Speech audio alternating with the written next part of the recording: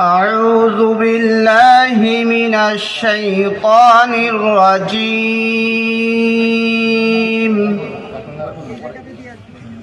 بسم الله الرحمن الرحيم.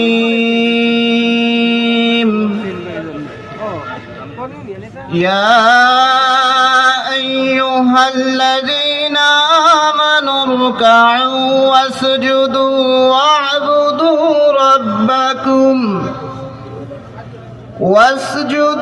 واعبدوا ربكم وافعلوا الخير لعلكم تفلحون.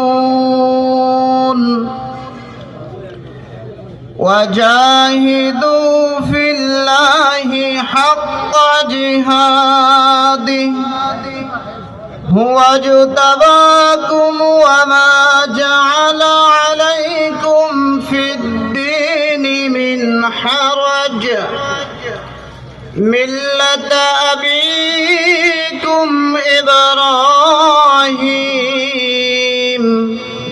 هو سماكم المسلمين من قبل وفي هذا ليكون الرسول شهيدا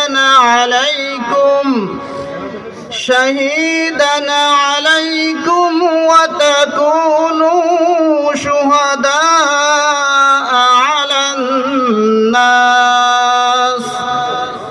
فأقيموا الصلاة وآتوا الزكاة واعتصموا بالله هو مولاكم فنعم المولى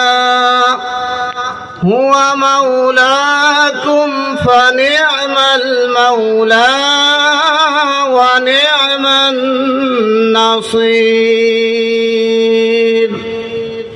ইরশাদ হচ্ছে, হে ঈমানদারগণ, রুকু করো ও সিজদা করো, নিজের রবের বন্দেগী করো এবং নেক কাজ করো, হয়তো তোমাদের ভাগ্য সফলতা আসবে। আল্লাহর পথে জিহাদ করো, যেমন জিহাদ করলে তার হক আদায় হয়।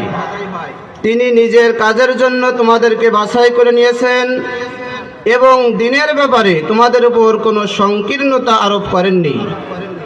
তোমাদের পিতা ইব্রাহিমের মিল্লাতের উপরে প্রতিষ্ঠিত হয়ে যাও। আল্লাহ আগেও তোমাদের নাম রেখেছিলেন মুসলিম এবং এ কোরআনের মধ্যেও তোমাদের নাম রেখেছেন মুসলিম, যাতে